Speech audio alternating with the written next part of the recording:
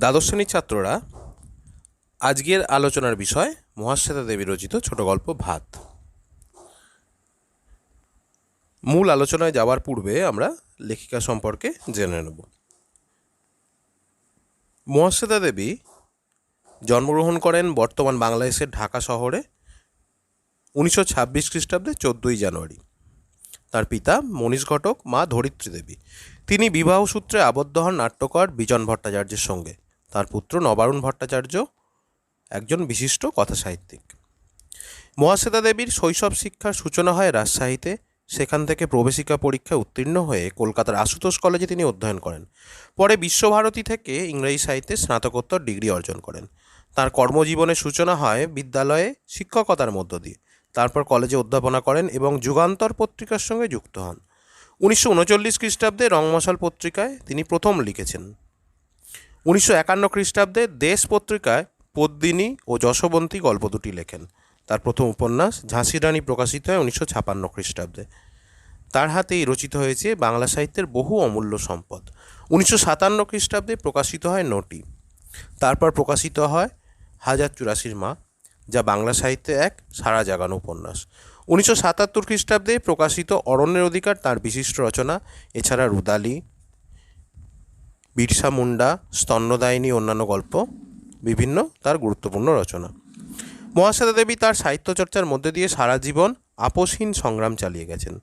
যেখানেই অন্যায় ও অনিয়ম দেখেছেন সেখানেই তার কলম গর্জে উঠেছে প্রতিবাদে।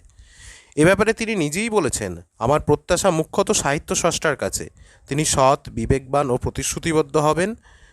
সময়, মানুষ, দেশের কাছে তার লেখনী আপোষহীন ও নির্ভীক হবে। সাহিত্যে তার নিরলস সাধনার জন্য অসংখ্যবার তিনি পুরস্কৃত হয়েছেন। ম্যাগসেসাই, আকাদেমি, জ্ঞানপীঠ, সার্ক সাহিত্য প্রভৃতি বহু পুরস্কার তিনি লাভ করেছেন। এছাড়া তিনি পেয়েছেন দেশিকোত্তম ও পদ্মশ্রী উপাধি।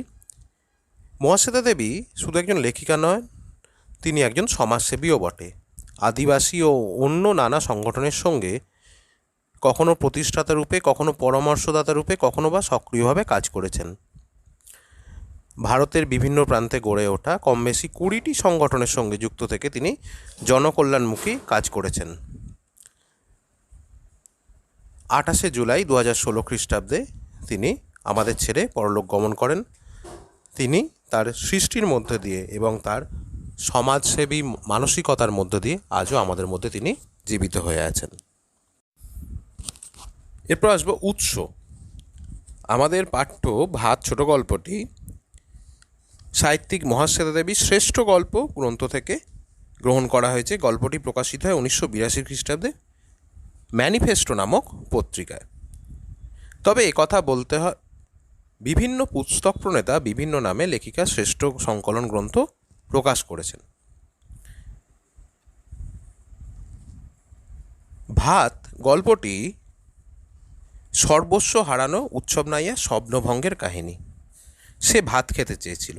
দিন আনা দিন খাটা উৎসব নাইয়া এক ঝড়ের রাতে সব কিছু হারায়। বউ, ছেলে, মেয়ে মাতাল মাতনে বাতাসের চাবুকে ছটফটিয়ে ওঠা মাতলা নদীর জলোচ্ছ্বাসে ভেসে যায়।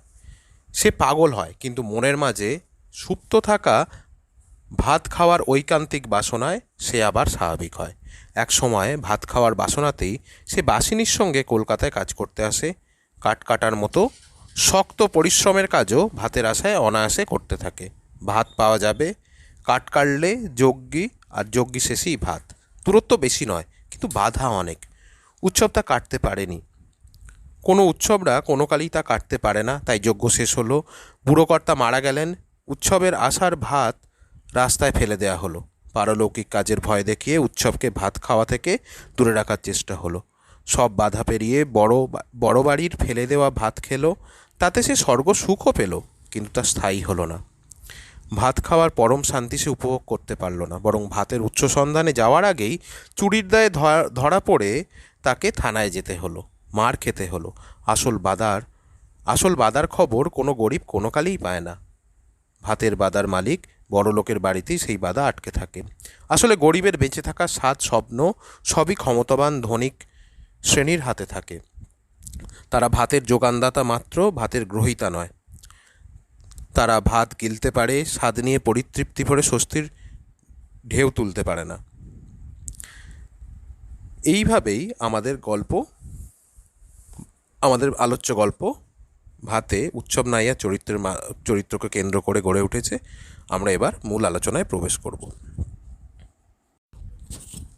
এরপর আসবো মূল আলোচনায়। লোকটা চাহনি বড় বাড়ির বড় বউয়ের প্রথম থেকেই ভালো লাগেনি, কীরকম যেন উগ্র চাহনি।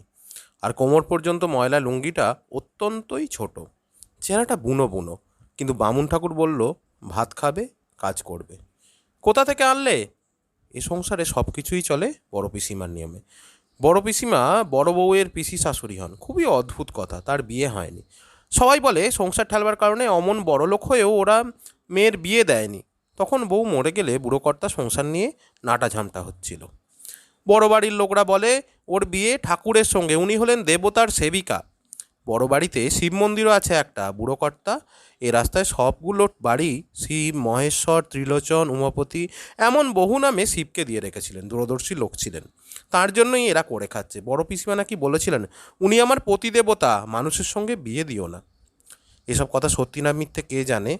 বড় পিসিমা চিরকাল এই সংসার হেঁসেল দেখেছেন, ভাড়াটে বাড়িতে মিস্ত্রি লাগিয়েছেন এবং তার বাবা সেবা করেছেন। বড় বউয়ের কথা শুনে বড় পিসিমা বলেন, কোথা থেকে আনলে মানে? ঝড় জলে দেশ ভেসে গেছে, আমাদের বাসিনীর কে হয় সেই ডেকে আনলে। বড় বউ বলে, কীরকম দেখতে? ময়ূর ছাড়া কার্তিক আসবে নাকি? তোমরা তো 10টা পয়সা দিতে পারবে না প্রাণে ধরে। এই 14 দফায় কাজ করবে, পেটে দুটো খাবে বই তো নয়। কেনা চাল নয়, বাদা থেকে চাল আসছে, তা দিতেও আঙুল বেঁকে যাচ্ছে। তাহলে দেখো, এখানে আমরা উৎসবের প্রাথমিক পরিচয় পেলাম। তাহলে তার প্রথমেই বলা হয়েছে চেহারাটা বুনো বুনো। তাহলে চেহারাটা বুনো বুনো বলতে উৎসব নাইয়ার যে চেহারা তার বর্ণনার কথা বলা হচ্ছে। বলছে, সদ্য আসা কাটকাটার লোকটির চেহারা এই বর্ণনার মধ্যে মানুষ বিচার করার ইঙ্গিত মেলে। ব্যাপারটি যদিও আপেক্ষিক, তবুও স্বীকার করা হয় ফেস ইন্ডিকেটস মাইন্ড, মুখ মনের কথা বলে।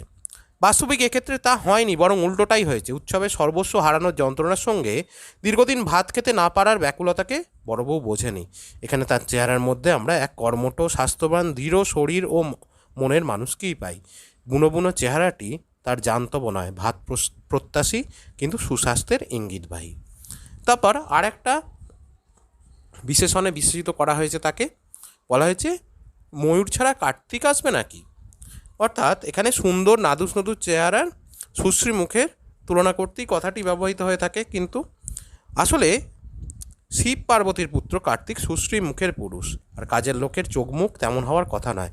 তাই বড় বউয়ের অপছন্দের সদ্য কাজে আসা উৎসবের প্রসঙ্গে বড় পিসিমা এই উপমাটা দিয়েছেন তার সম্পর্কে। বড় বউ চুপ করে যায়। বড় পিসির কথায় আজকাল কেমন যেন একটা ঠেস থাকে। তোমাদের মানে কি? বড় পিসিমা কি অন্য বাড়ির লোক নাকি? বড় পিসিমা শেষ খোঁচাটা মারেন, তোমার শ্বশুরই মরতে বসেছে বাসা, সেজন্যই হোমযজ্ঞী হচ্ছে, তার জন্য একটা লোক খাবে। বড় বউ কোনো কথা বলে না। সব কথাই সত্যি, তার শ্বশুরই মরতে বসেছেন। 82 বছরটা অনেক বয়স, কিন্তু শ্বশুর বেশ টনকো ছিলেন। তবে ক্যান্সার বলে কথা, ক্যান্সার যে লিভারে হয় তাই বড় বউ জানতো না। বড় বউ প্রায় দৌড়ে চলে যায়। আজ অনেক কাজ। মেজবউ উনুন পাড়ে বসেছে, শাশুড়ির মাছ খাওয়া বুঝি ঘুচে যায়। তাই কয়েকদিন ধরে বড় ইলিশ, পাকা পোনার পেটি, চিতলের কোল, ডিম পোড়া ট্যাংরা, বড় ভেটকি মাছের যজ্ঞি লেগেছে। রেঁধে বেড়ে শাশুড়িকে খাওয়ানোর তার কাজ। এখানে বড় পিসিমা সম্পর্কে যেটা বলা হয়েছে তোমরা দেখো, বড় পিসিমা এখানে খোঁচা মেরে কথা বলেছেন।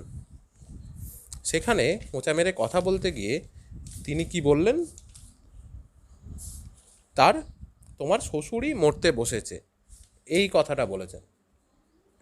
এখানে বড় পিসিমার সঙ্গে সম্পর্কে বলতে গেলে, বড় পিসিমা হচ্ছে বড় বউয়ের পিসি শাশুড়ি। তিনি অবিবাহিতা বয়স্ক মহিলা। বড় বাড়ির সব কিছুই চলে তার নিয়মে। সংসারের প্রতি তার অদ্ভুত দায়িত্ববোধ এখানে প্রকাশ পেয়েছে।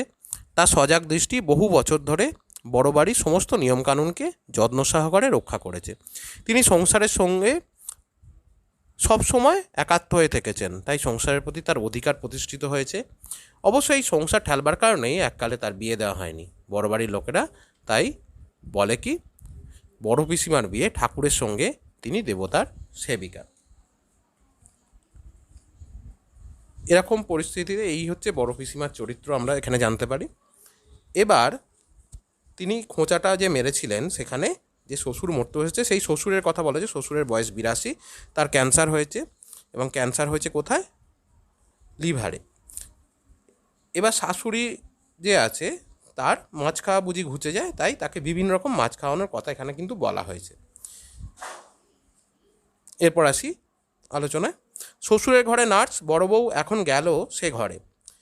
সে একটু বসলে পরে নার্স এসে চা খেয়ে যাবে। সেজো ছেলে বিলেতে, তার আসার কথা ওঠে না। ছোট মেজো ও বড় ঘুমোচ্ছে। এবাড়ির ছেলেরা বেলা 11টার আগে ঘুম থেকে ওঠে না, সেই জন্যই তাদের চাকরি করা হয়ে ওঠেনি। 18খানা দেবত্র বাড়ি আর বাদা অঞ্চলে অসাগর জমি থাকলে কাজ বা করে কে?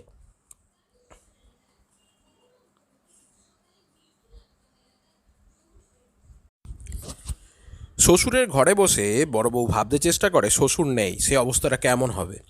ক্যান্সার, লিভারে ক্যান্সার, তা আগে বোঝা যায়নি। বোঝা গেল যখন, তখন আর কিছু করবার নেই। বড় বউ ভাবতে চেষ্টা করে, তখনও চাঁদ সূর্য উঠবে কি না। শ্বশুর তার কাছে ঠাকুর দেবতা সমান। তার জন্য দই পেতে এইসব গুল দিয়ে শরবত করে দিতে হতো। শত ঠাকুর আসুক, তিনি খেতে আসার 5 মিনিট আগে বড় বউকে করতে হতো রুটি লুচি। তার বিছানা পাততে হতো, পা টিপতে হতো, কত কাজ করতে হতো সারা জীবন ধরে। এখন সেসব কি আর করতে হবে না? কে জানে। ডাক্তারটা বলে দিয়েছে ডাক্তারটা বলে দিয়েছে বলেই তো আজ এই যজ্ঞী হোম হচ্ছে। ছোট বউয়ের বাবা এক তান্ত্রিক এনেছেন। বেল, কেওড়া, অশ্বত্থ, বট, তেঁতুল গাছের কাঠ এসেছে আধমন করে। সেগুলো সব এক মাপে কাটতে হবে। কালো বিড়ালের লোম আনতে গেছে ভজন চাকর। শ্মশান থেকে বালি, এমন কত যে এমন কত যে ফরমাস।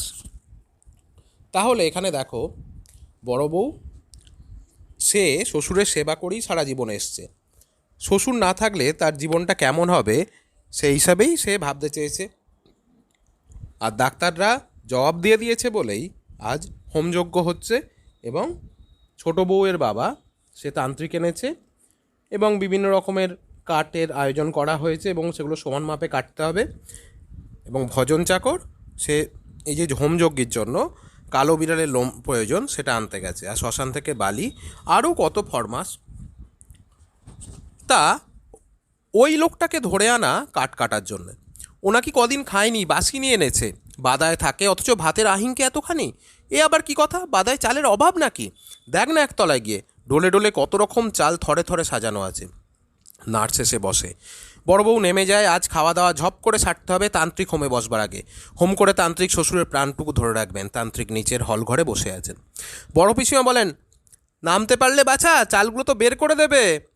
এই যে দিই, ঝিঙে শাল চালের ভাত নিরামিষ ডাল তরকারির সঙ্গে, রামশাল চালের ভাত মাছের সঙ্গে।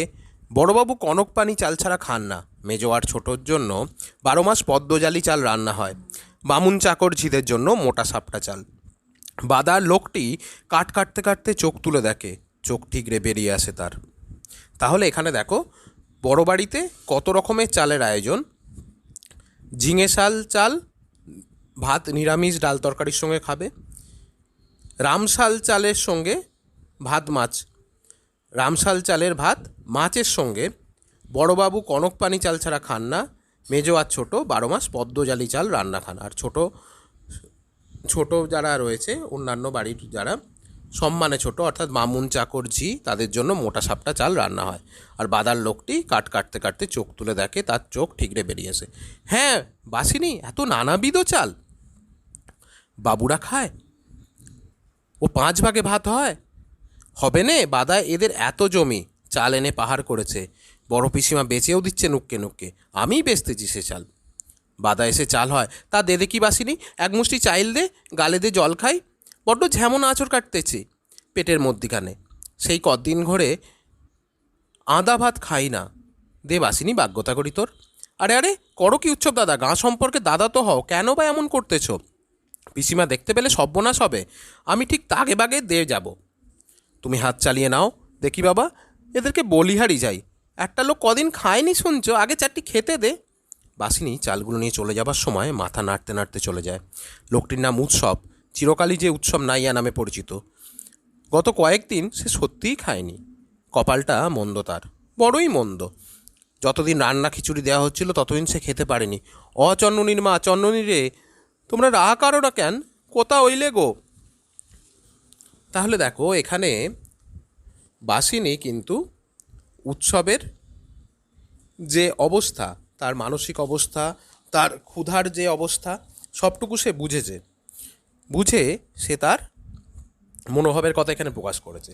এই যে বাসিনীর মাথা নাড়তে নাড়তে চলে যাওয়ার মধ্যে দিয়ে আমরা তার অসহায়ের অবস্থার পরিচয় পাই। সে জানে উৎসব ভীষণ ক্ষুধার্ত, কিন্তু সে অসহায়। পিসিমা বা বাড়ির কেউ যদি কোনোভাবে দেখে ফেলে উৎসবকে সে চাল দিয়েছে, তবে তার কাজ চলে যেতে পারে। অথচ নিষ্ঠুর এই মানুষগুলি গরিবের পেটের খিদে বুঝছে না। এরা ফেলে দেয়, চুরি করে কম দামে চাল বিক্রি করে, অথচ ক্ষুধার্তকে এক মুঠো দেয় না। বড় লোকেদের চরম নিষ্ঠুরতা ও নিজের সার্বিক দৌর্বল্য বোঝাতেই সে মাথা নাড়ে। একই সঙ্গে বড় লোকের লোভ, লালসা, বিশ্বাস, বৈভব, অত্যাচার, কৌশলের ফলে দরিদ্র মানুষ যে চিরকাল অসহায়, সেই দিকটাই এখানে পরিষ্কার হয়ে উঠেছে। আর এখানে এই যে বাসিনীকে উৎসব বলেছে, সেখানে সে কিন্তু তার স্ত্রী সন্তানদের সে হারিয়েছে। মাতলা নদীর প্রবল তোড়ের জলে সে হারিয়েছে, তাই সে তার খিদের সঙ্গে স্মরণ করেছে কাকে? চন্ননীর মাকে, চন্ননীকে। সে সেখানে কিন্তু তার মনে হয়েছে তাদের কথা। এরপর আসি আলোচনায়। বস্তুত এসব বলে সে যখন খুঁজছিল বউ ছেলে মেয়েকে, তখন তার বুদ্ধি হরে গিয়েছিল। একদিন তুমুল ঝড় বৃষ্টি, ছেলে মেয়েকে জাপটে সাপটে ধরে বউ কাঁপছিল শীতে আর ভয়ে। সে ঘরের মাঝখুঁটি ধরে মাটির দিকে দাবাচ্ছিল।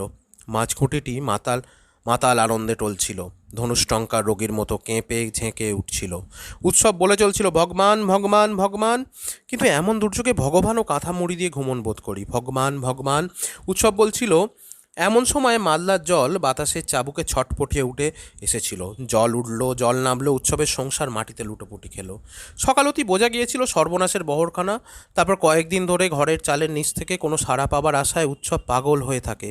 কে কোথায়, পাগল নাকি উৎসব? সাধন দাসের কথায় উৎসব নেয় না। সাধন বলে, তোরেও তো টেনে নিচ্ছিল, গাছে বেঁধে রয়ে গেলি।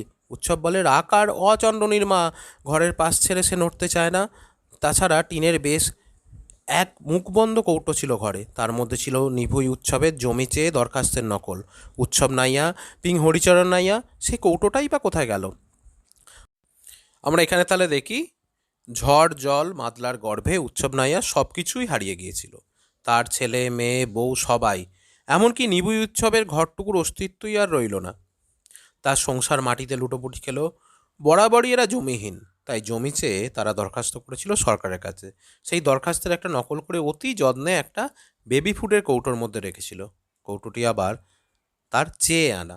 তাই এক কথায় বলা যায়, চিরকাল ভূমিহীন উৎসব নাইয়ার বাস্তব ও স্বপ্ন সবই ঝড় জল মাতলার গর্ভে বিলীন হয়ে যায়। যা আর নেই, যা ঝড় জল মালদার গর্ভে গেছে, তাই খুঁজে খুঁজে উৎসব পাগল হয়েছিল। তাই রান্না করা খিচুড়ি তার খাওয়া হয়নি। তারপর যখন তার সম্বিত ফিরল, তখন আর খিচুড়ি নেই। ড্রাইডোল চালগুলি শেষ চিবিয়ে জল খেয়েছিল। এভাবে কিছুদিন যায়। তারপর গ্রামের লোকজন বলে, মরেছে যারা তাদের ছরাদ্দ করতে হয়। এ কাজ করার জন্য তারা মহানাম সৎপতিকে খবর দেয়। কিন্তু মহানাম এখন আর দুটো গ্রামে অনুরূপ সাধ্যশান্তি সেরে তবে এখানে আসবে। গ্রামবাসী অন্যেরা মাছ, গুগলি, কাঁকড়া যা পাচ্ছে ধরতে লেগেছে। উৎসবকে সাধন বলে, তুমি একা কলকাতা যাবো বলে নেচেই বা উঠলে কেন? সরকার ঘর করতে খরচা দেবে শুনছো না? উৎসব হঠাৎ খুব বুদ্ধিমান সাজতে চায়। ও বলে, সে একটা কথা বটে। ঝড় জলে কার কি হলো, মা ভাই বোন আছে না গেছে দেখতে বাসিনী আসতে পারেনি। তার বোন আর ভাজ কলকাতা যাচ্ছিল। ওরা কিছুকাল ঠিকই কাজ করবে। উৎসব আগেও গিয়েছিল একবার। বাসিনী যেখানে কাজ করে সে ঘর বাড়ি দেখেছিল বাইরে থেকে। বাড়িতে ঠাকুর দালান আছে, মন্দিরের মাথায় পেতলের ত্রিশূলটা দেখেছিল। বাসিনীর মনিব বাড়িতে হেলা ঢালা ভাত। এ গল্প গ্রামে সবাই শুনেছে। উৎসবের হঠাৎ মনে হয় কলকাতা গিয়ে খেয়ে মেখে আসি। কেন মনে হয়েছিল তা সে বলতে পারে না। উপসে এক রাতে বউ ছেলে মেয়ে ঘরদোর হারিয়ে সে যেন কেমন হয়ে যাচ্ছিল। মাথার ভেতরটা ঝিমঝিম করে, কোনো কথা গুছিয়ে ভাবতে পারে না। খুব ভাবে সে, না না, এইবার গুছিয়ে ভাবতে হচ্ছে। কি যে হলো তা এখনও দিশে হচ্ছে না তার। ভাবতে গেলেই তার প্রথমে মনে হয় ধানে গোছ আসার আগেই ধান গাছ থেকে সবুজ রং চলে যেতে থাকে। কার্তিক মাসেই ধান খড় হয়ে গেল। তাদেরকে উৎসব মাথায় হাত দিয়েছিল। সতীশ মিস্ত্রির হরকুল পাডনাই মোটা 3 ধানে মড়ক। উৎসব তো সতীশের কাজ করেই কমাস বেঁচে থাকে। উৎসব, মনিবের ধান যায়, তুই কাঁদিস কেন? কাঁদবো না সাধনবাবু, কাঁদবো না। লক্ষ্মী না আসতে সেদে ভাসান যাচ্ছে, তা কাঁদবো না এতটুকু? আমরা খাবো কি? তাহলে আমরা এখানে দেখতেই পাচ্ছি, তাহলে উৎসব এখানে মনিবের ধান চলে যাচ্ছে বলে সে কেঁদে উঠেছে। মনিব সতীশ মিস্ত্রির ক্ষেতে ধানে গোছ আসার আগেই ধান গাছ থেকে সবুজ রং চলে যায়। কার্তিক মাসেই ধান খড় হয়ে যায়। হরকুল পাডনাই মোটা 3 ধানেই মড়ক লাগে। পরিপক্ক হওয়ার আগেই তা নষ্ট হয়ে যায়। হতাশ হয় উৎসব, কারণ সতীশের কাজ করেই বছরে কয়েক মাস সে তার সংসারের গ্রাসাচ্ছাদন করে। ফলনশীল জমিতে কৃষিতেই অধিষ্ঠান করে যে লক্ষ্মী, তিনি ভাসান যান ফসল নষ্ট হয়ে যাওয়ায়। অন্ন চিন্তায় তাই বিচলিত হয়ে ওঠে উৎসব। বুভুক্ষ মানুষের দুমুটো অন্নের আশায় কঠিন জীবন সংগ্রাম পরিস্ফুট হয়ে ওঠে এই কথার মধ্যে দিয়ে। উৎসবের এই বিলাপ তার ব্যক্তিগত সীমা অতিক্রম করে যেন শ্রেণীগত সামাজিক অবস্থানকে তুলে ধরেছে। একদিকে বড় বাড়িতে ভাতের প্রাচুর্য, অন্যদিকে সতীশের ধান ক্ষেতের অতুলনীয় ক্ষতি, যার প্রভাবেই বিপর্যস্ত উৎসব। সব কিছু নিয়ে এক অসাম্যমূলক সামাজিক শ্রেণীবিন্যাসের ছবি এই গল্পে ফুটে উঠেছে। এরপর আসি আলোচনায়। তা গুছিয়ে চিন্তা করতে বসলে আগে মনে হয় ধান খেতে আগুন লাগার কথা।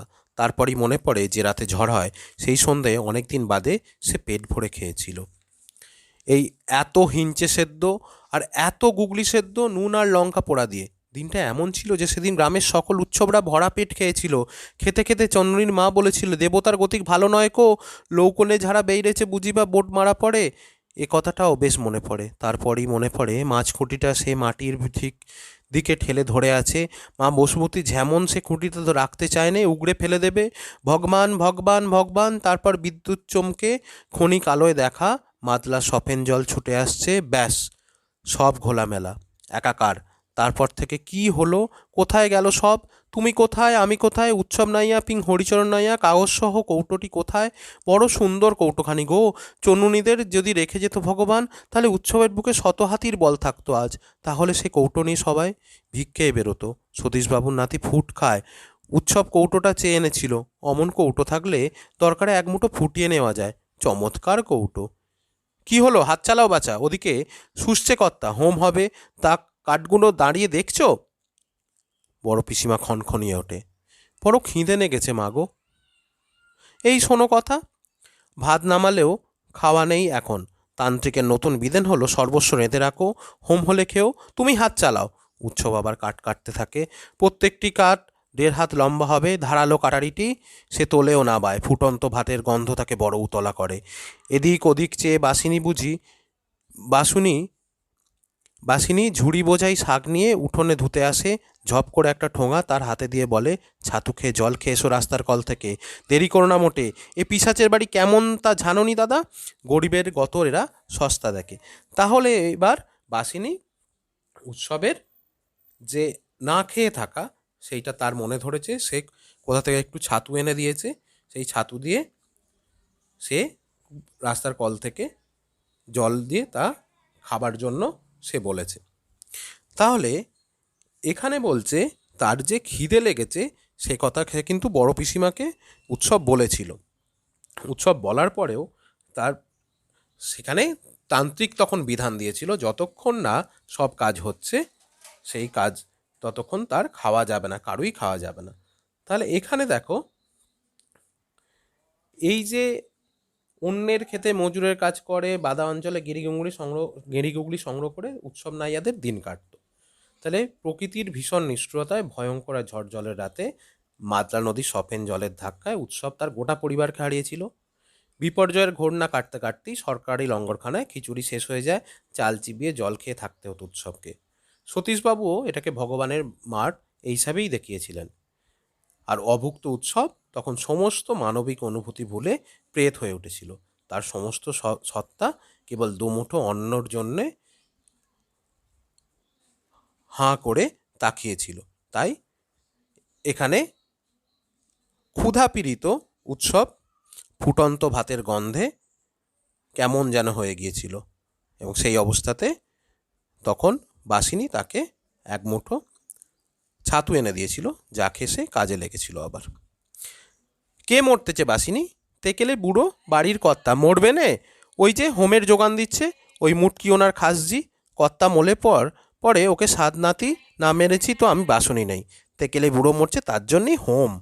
ছাতুকটি নিয়ে উৎসব বেরিয়ে যায়। বাবরে, এত তরকারি, এত চাল, এত মাছ, এ একটা যোগ কি বটে! সব নাকি বাদার দৌলতে। সে কোন বাদা? উৎসবের বাদায় শুধু গুগলি, গেঁড়ি, কচু শাক, শুষ্নো শাক। উৎসব ছাতুটুকু একটু খায়, মিষ্টির দোকানে ভাঁড় চেয়ে নিয়ে জল খায়। ছাতু নাকি পেটে পড়লে ফুলে ফেঁপে ওঠে।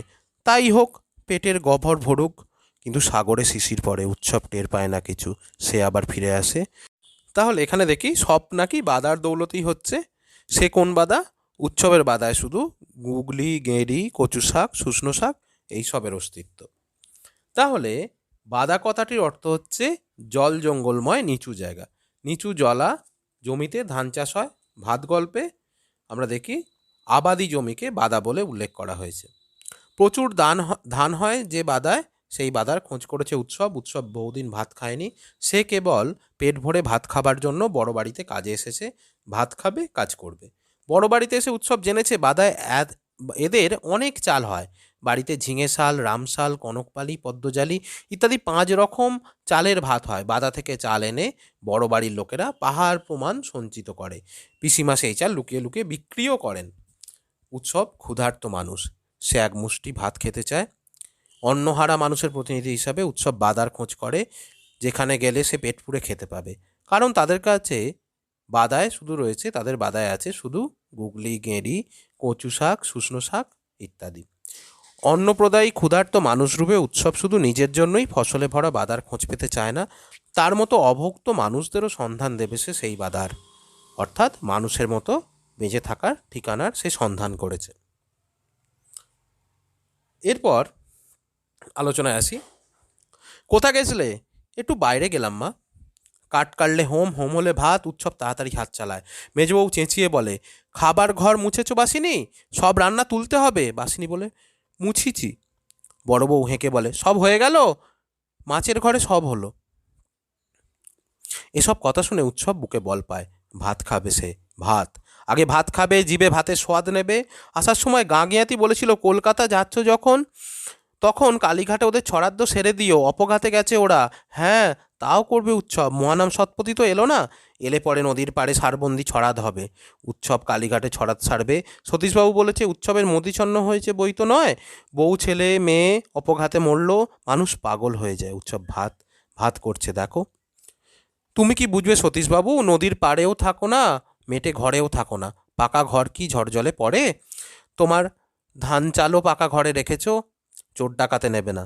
দেশজোড়া দুর্যোগেও তোমার ঘরে রান্না হয়। ভাত খেতে দিলে না উৎসবকে, তোকে এগুলা দিলে চলবে? তাহলেই পালে পালে পঙ্গপাল জুটবে নে। এ হলো ভগবানের মার। এর চোট থেকে তোকে বাঁচাতে পারি?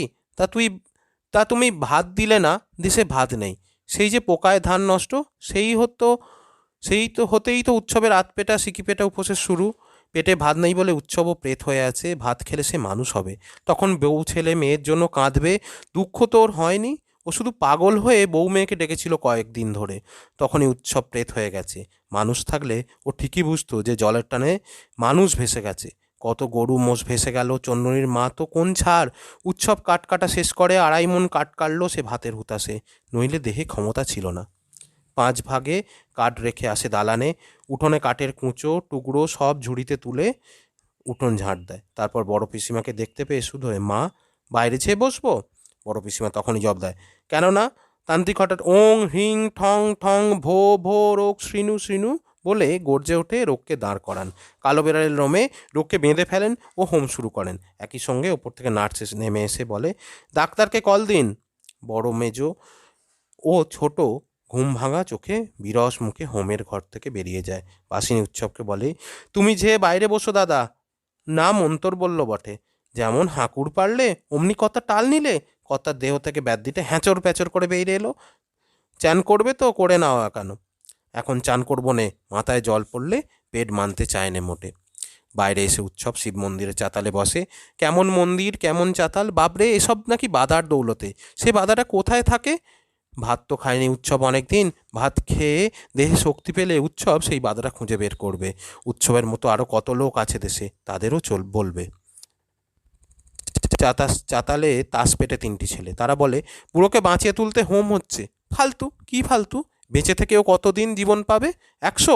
যত সব ফালতু। উৎসব চোখ বোঝে, এমনই যজ্ঞির পরেও বুড়ো কর্তা বেশি বাঁচবে না। কি কাণ্ড! মালদা নদী যদি সে রাতে পাগল হয়ে মাতাল মাতনে উঠে না আসে, তো উৎসবের বউ চান্নুনি ছোট খোকা অনেক দিন বাঁচে। উৎসবের চোখের কোলে জল গড়ায়, ভাত খাবে আজ, সেই আশাতেই প্রেত উৎসব মানুষ হয়ে গেল নাকি? বড় ছেলে ছোট খোকার কথা মনে হতে চোখে জল এলো হঠাৎ। ভাতি সব, অন্ন লক্ষ্মী অন্ন লক্ষ্মী অন্নই লক্ষ্মী, ঠাকমা বলতো রন্য হলো মা লক্ষ্মী। তাহলে এখানে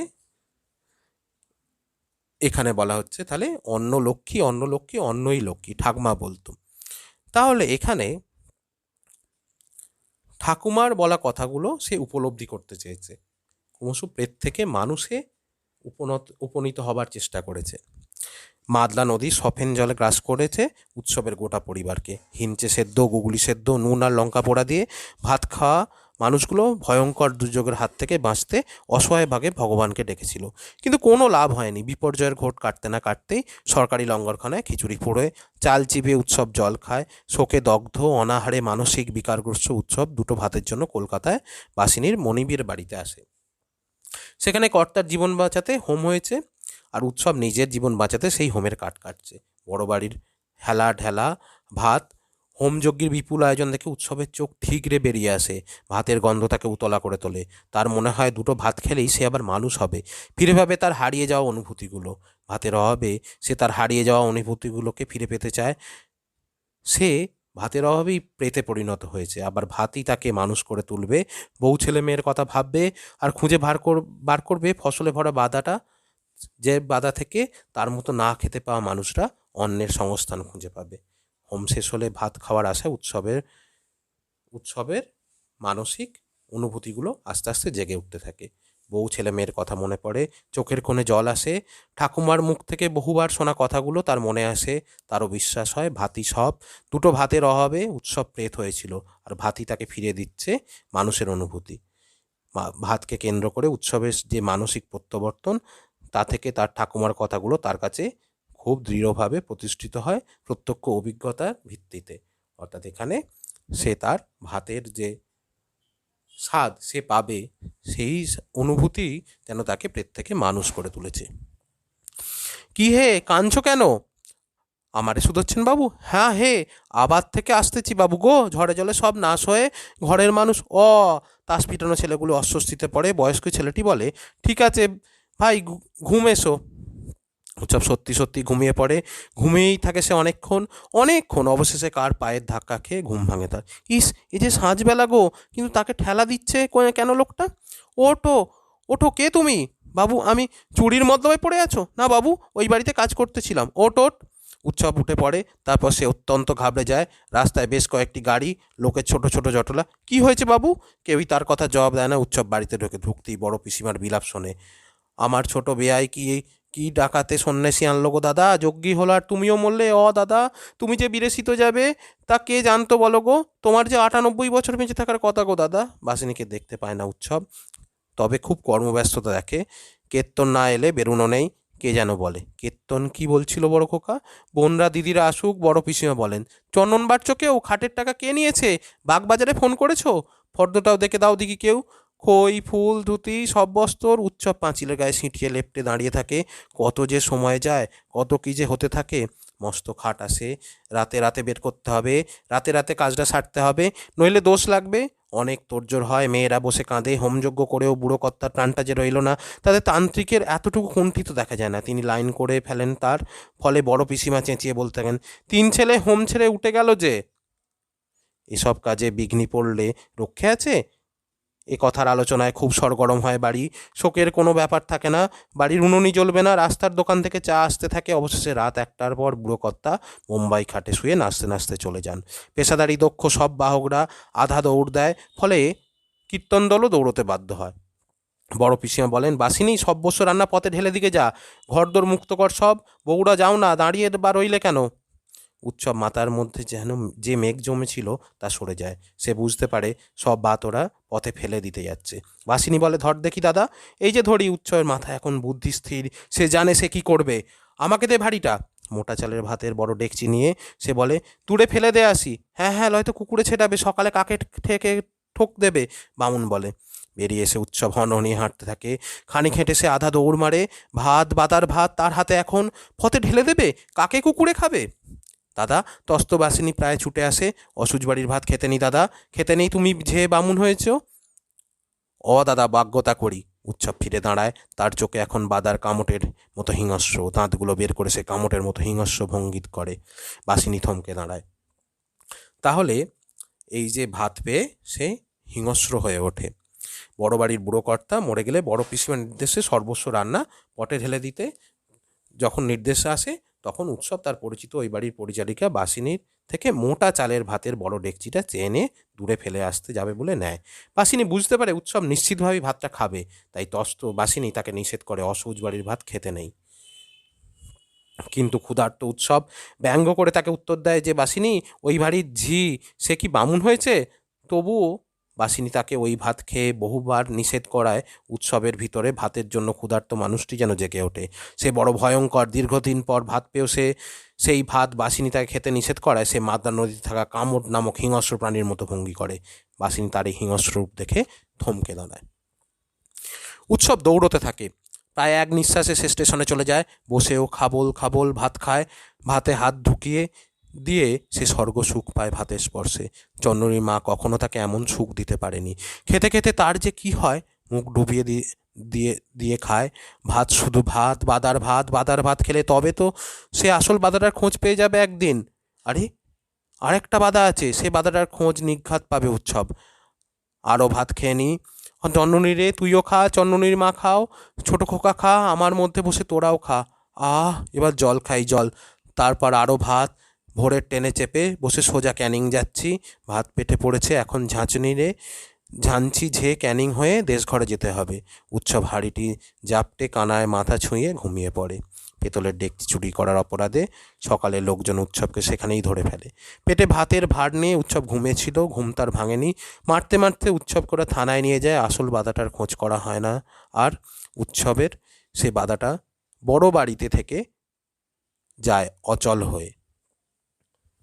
তাহলে আমরা এখানে দেখতে পাচ্ছি উৎসব নাইয়া সে তার ক্ষুধার্ত তার যে অবস্থা, সে অসহজ বাড়ির ভাতটাও সেইভাবে সে গ্রহণ করে এবং শেষ অবধি সেই ভাত খেয়ে সে যখন ঘুমিয়ে পড়ে, তারপর ঘুম যখন ভাঙে, তখন তাকে চুরি করার অপরাধে তাকে মারতে মারতে জেলে ভরে দেওয়া হয়।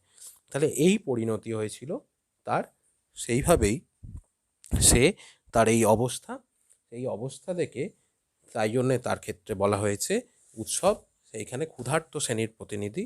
তার সেই দুমুঠো ভাতের জন্য সে তার এই অবস্থা। সে সেই বাদাটার খোঁজ করেছিল এবং সেই বাদাটার খোঁজ সে শেষ অবধি পায়নি। তাই শেষ অবধি ভাত খাওয়ার, অসহজ বাড়ির ভাত খাওয়ার যে তার বাসনা, সেটা পূরণ হলেও, সে স্বর্গসুখ লাভ করলেও তাকে শেষ অবধি চুরির অপরাধে জেলে যেতে হয়। বর্তমান সমাজ ব্যবস্থায় যতই সমানাধিকারের কথা বলা হোক না কেন, মানুষের মধ্যেকার বৈষম্য দূর হওয়ার নয়। উৎসব ভাত খাবে বলেই ফেলে দিতে চাওয়া পেতলের হাঁড়িটা নিয়ে আসে। এটা তো চুরি নয়। তাছাড়া তাকে যদি খেতে দেওয়া হতো তাহলে সে কিছুতেই এ কাজ করতো না। বড় বাড়ির লোকেরা যথাসময়ে তাকে খেতে দেয়নি বলেই তাকে চুরি করতে হলো। অপরাধটা তাই ওদের। আসলে ধনীরা নিজেদের স্বার্থেই গরিবদের কাজে লাগায়, তাই চাওয়া পাওয়া সময়ের মূল্য দেয় না। আসলে তারা ক্ষমতাশালী বলেই অন্যায় করে পার পেয়ে যায়, আর কৌশলে নীতিশাস্ত্রের দোহাই দিয়ে অর্থ সম্পদ ক্ষমতাকে কুক্ষিগত করে রাখে, আর গরিবরা সে তিমিরেই থেকে যায়। ভূমিহীন ভাগচাষী উৎসবের সঙ্গে গ্রামের ইজারাদার সচ্ছল সতীশবাবু আর কলকাতায় বড় বাড়ির বাসিন্দাদের আর্থসামাজিক বিষম অবস্থানটা অনায়াস বাক্যবন্ধে প্রকাশিত হয়েছে ছোট পরিসরেই। পেট ভরা ভাতের স্বপ্ন তাড়নায় উৎসবের মতো নিম্নবর্গের মানুষের দল কিভাবে হারিয়ে যায় তার সুকৌশলী বর্ণনা পরিস্ফুট হয়ে উঠেছে এই ভাত গল্পে।